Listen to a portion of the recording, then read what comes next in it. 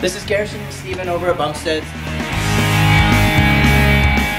We're going to go over a few things about fixed gear freestyle and the things that have been changing a little bit. One of the big things that a lot of guys are putting on their bikes right now are BMX style cranks. There is one bad thing to BMX style cranks that a lot of people don't know about. You can't run just a normal BMX style crank like this with a boss bolt. One of the big things is fixed gear is putting a lot of tension on your cranks and your sprocket. So trying to put a normal style BMX crank doesn't actually work because of this bolt. If you look on normal BMX cranks, it is a bolt that actually holds the sprocket to the crank. With the tension, like I was saying before, this bolt actually strips out. We have a lot of friends that actually are constantly tightening their boss bolts every time they ride because it doesn't stay tight with the tension.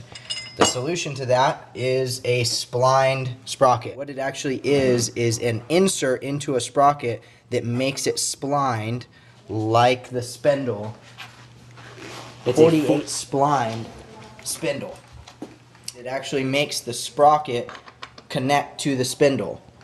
So instead of spinning with the crank, it's actually spinning with the spindle, taking the tension off the bolt in general. There is no bolt. Some companies do aluminum inserts onto an aluminum sprocket, which strips out. So Steven's going to go over what you should really look for in a sprocket. You really should be looking for something like these. These are from Profile. This is the Elite Spline sprocket.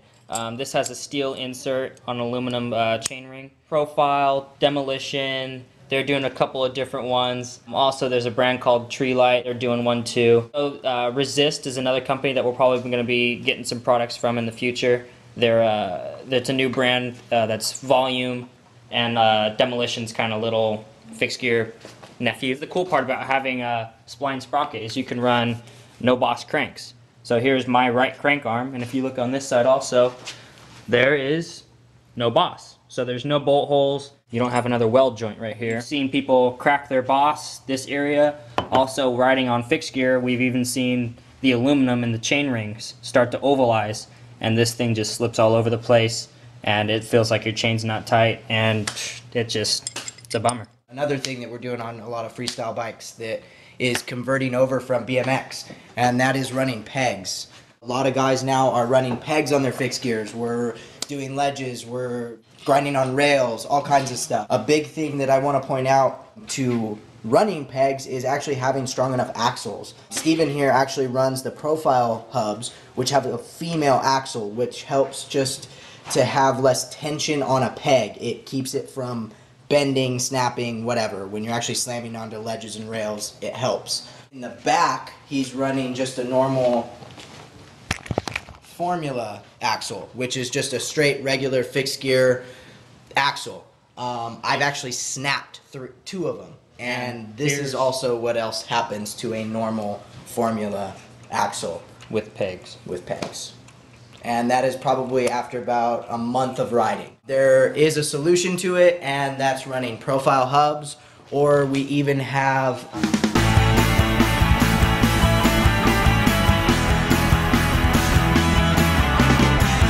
and this is the All City Sheriff hub. Same thing, goes to a female style axle, which means instead of an axle nut onto an external axle, the bolts actually thread into the hub, and you can kind of see what I'm doing, and there it is. This is still equipped with the aluminum insert. I'm actually going to be converting this to a steel insert just to give it that extra strength. A lot of guys run them on the aluminum. I'm choosing to switch it over to the steel.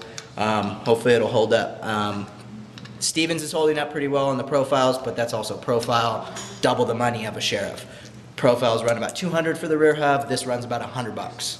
Inexpensive, but at the same time gives you the strength to run a peg.